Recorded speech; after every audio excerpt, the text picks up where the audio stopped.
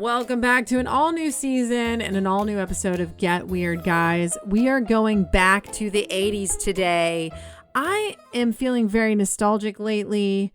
I kind of did like the Stranger Things tour over the summer. Got to go around and see some of the coolest sites. It's on my Instagram. I got to go to, Hopper's Cabin and do the escape room. And, it was just kind of a fun thing. I love that show. Huge fan of the show.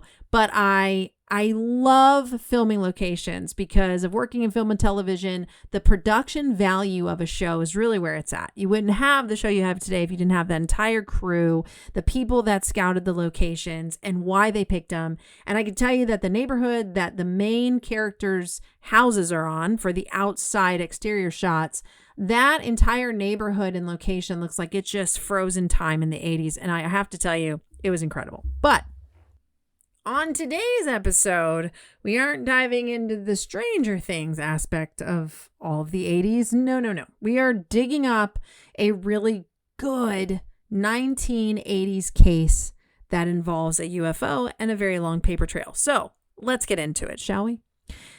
December 29th, 1980, a 2-lane farm road outside of Huffman, Texas. 3 people are driving home from a late dinner. A grandmother, her 7-year-old grandson, and her best friend. They round a bend in the road, and all of a sudden, in the sky in front of them, it looks like it's on fire. And it's not a plane, it's not a helicopter.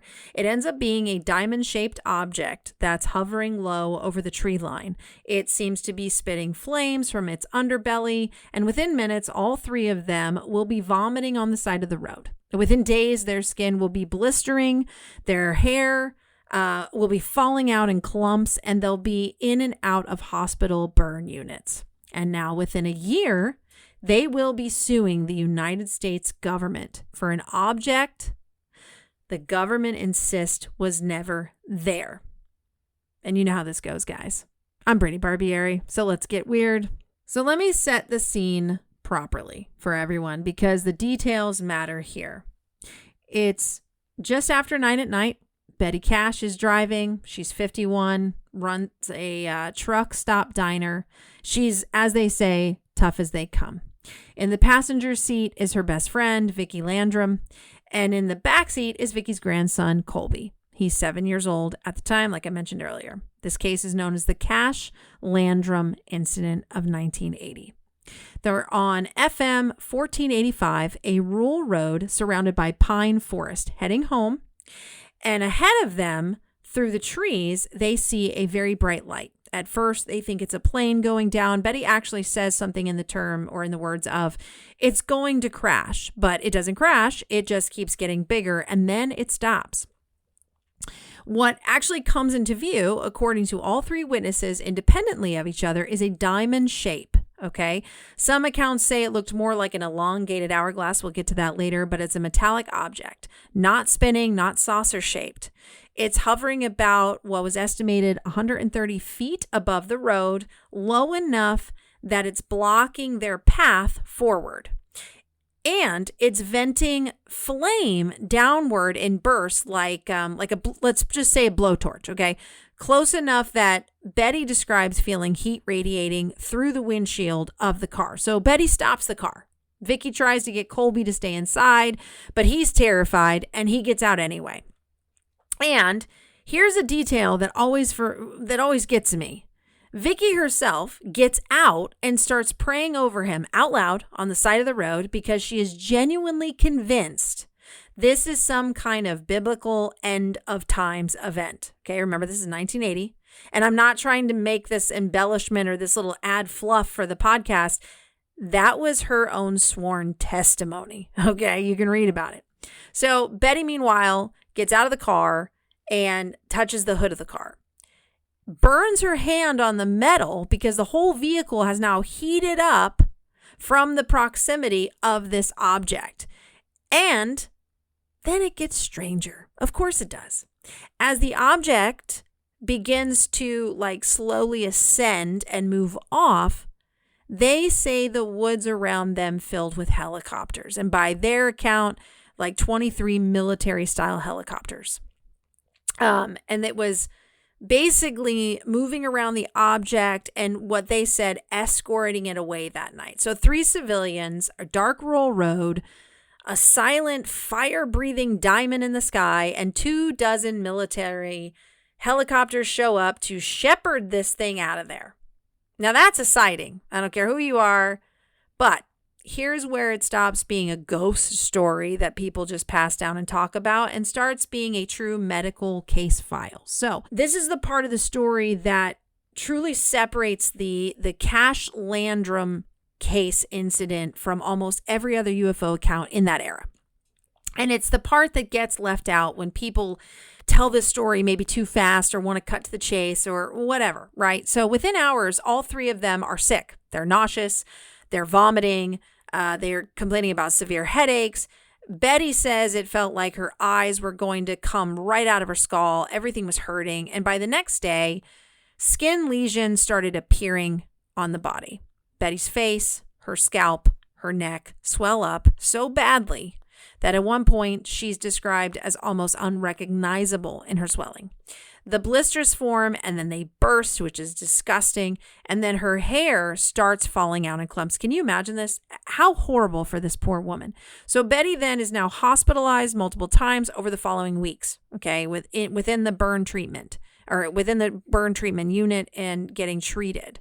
And later she's diagnosed with systematic reactions consistent with radiation exposure. She'll now spend a good portion of the next year and probably in and out of the hospitals really for that next year. And Vickie and her grandson, young Colby, have milder but still real symptoms, skin irritations. I believe it was eye problems, hair loss, and Colby had the hair loss, as I think was the one who had the hair loss out of the 2. Now, I want to be very careful here because this is exactly the kind of case where a wildlife scientist instinct, immediately would jump in here, talking and trying to explain a more exotic explanation, right? To rule out the mundane one. Skeptics have also proposed many different things over the years, from, rocket motor tests to returning missile stage, even National Guard exercises that went sideways, and some involving genuine radiological or thermal exposure that had a terrestrial, if classified, origin. Okay, so that's a very reasonable hypothesis, but it does, and it fairly doesn't, include or require any little green men coming out of a spaceship kind of deal. But here's what makes it hard to just file this one away as in the terminology in ufology, swamp gas. We hear that quite a lot. As a ufologist, we hear that quite a lot. The physical evidence is not in dispute. And that's weird, right? Multiple physicians who treated Betty Cash went on record describing her symptoms, consistent with radiation exposure. This wasn't a sunburn or allergy reaction or even like something, psychological that she had created for herself. So this isn't 3 people say they saw some lights in the sky and that's it. This is a documented, photographed hospital chart tissue damage in 3 separate human bodies who happened to be in the same place at the exact same time. Now, the needle this case threads. The sighting alone, sure, file it with thousands of other UFO reports. I don't care. Do whatever you want with it. But you don't usually get a UFO report that comes with a burn unit admission. I mean, there's a handful of these cases, and you got to really dig deep and you got to know where to resource those. So naturally, the next question is, and should be, who investigated this case? I want to know. So the Cash-Landrum case actually got more official attention than most cases, especially at that time. It was looked into by the Federal Aviation Administration, the Army, Air Force, and I believe NASA was even asked about it.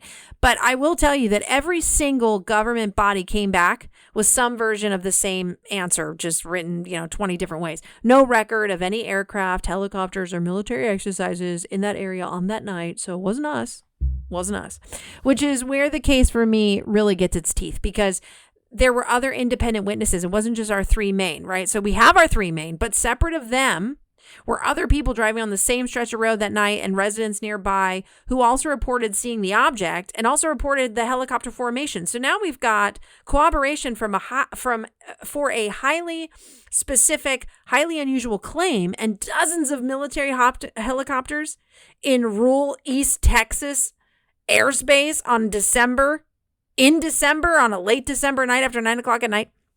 Come on. This is a flat, unified denial form from a mile away from every agency you'd expect to have that information. Come on. So in 1981, listen, this is 1980s, okay? And they have a right to protect what's theirs if they were making something allegedly. Nobody really knows. This is an old case. So in 1981, Betty and Vickie, with Colby's family included, did something almost nobody in UFO history had done up to that very point. Guess what they did? They filed a formal claim against the United States government, seeking damages for their injuries, arguing that the object was in fact a military craft or aircraft or some type of test vehicle, let's just say, and the government was responsible for their harm. That's fair. That's fair, because who else are you going to turn to? You're not going to be like, it's extraterrestrial. You're going to think there was some military testing going, especially if the helicopters show up. And then we had damages, physical health damages, right? So the case is genuinely fascinating from a legal history standpoint, even because for it to succeed, the plaintiffs essentially had to prove the United States government owned or operated the object that they witnessed. And the government's defense was, in effect, we have no record of anything being there, so there's nothing to be liable for. In 1986, the case was dismissed. Yep, specifically because the court found no evidence tying the object to any U.S. government agency or aircraft, which is it's a very strategic way of saying, we agree something happened to you. We just won't say what. That's how I feel. I mean, I don't know. But Betty Cash passed away, unfortunately, God rest her soul, in 1998, having never fully recovered from her health from that specific night in 80, excuse me. And Vickie Landrum passed away in 2007. Now, Colby, who was 7 that night at that time, he's still very much alive. And has spoken publicly as an adult about carrying that memory and those scars into his own life and for the rest of his life up until now. So here's why I wanted to bring you this case instead of the ones you've already heard of hundreds of millions and thousands of times that are either repeated on other podcasts, repeated on social media, repeated in TV, and every researcher out there. So every field researcher, whether you're tracking down cryptids and trying to make sense of it or ghosts or whatever you're doing in the paranormal scheme of things or weird things, right? You're going to learn to weigh physical evidence over a narratives, right? So stories are cheap, but tissue damage sure as shit isn't. Sorry, I curse, but it's true. What makes Cash-Landrum different from the majority of high-profile 1980s UFO lore is that it doesn't ask you to just trust these 3 witnesses' memories of some shape in the sky, right? It hands you medical records. It hands you a paper trail through the FAA, the Army, and federal court. It hands you independent, corroborating witnesses on the same stretch of road on the same night after 9 p.m. at night. And it still doesn't resolve. It doesn't. That's the uncomfortable, honest ending. And I'm not going to pretend otherwise for the sake of a tidy episode and we solved the crime. No, we don't know what that object was. We don't know why the helicopters were there or why every agency denies it or why 3 ordinary people driving home from dinner ended up with radiation injuries on a farm road in the middle of flippin' Texas. Okay. But what we do know is that this wasn't hysteria, because sometimes that happens. This was not that. It wasn't a hoax somebody profited from or posted to social media and then everybody jumped on the bandwagon, started AIing it, and then everybody was seeing the same thing. And that's not this. Betty and Vickie spent the rest of their lives paying medical bills, not cashing checks for what they got to see. and what they experienced, okay? And it wasn't even taken seriously enough or fast enough by the institutions that had the resources to actually investigate it while that trail was hot. And then even when it went warm, they still had the opportunity. And that to me is the real haunting part of this entire story. Not the diamond in the sky, but the fact that we had a shot at real answers in 1981. And what did we do? We let it close the file instead. Just close it up, put it away. We don't want to talk about it anymore. Just put that under the rug. It's probably best we don't let that one get out there. It's out there. Oh, it's out there. The incident of December 29th, 1980, FM 1485, Huffman, Texas. Now, if you want to go down that rabbit hole for yourself, please, I insist. The FAA Army investigation summaries are part of public record, and Betty Cash's medical testimony is documented in the civil case filings from the 1980s.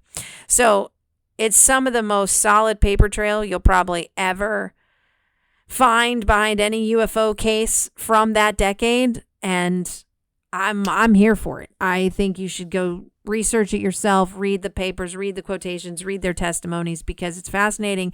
It's a great case, and I don't understand why more people aren't bringing it forward.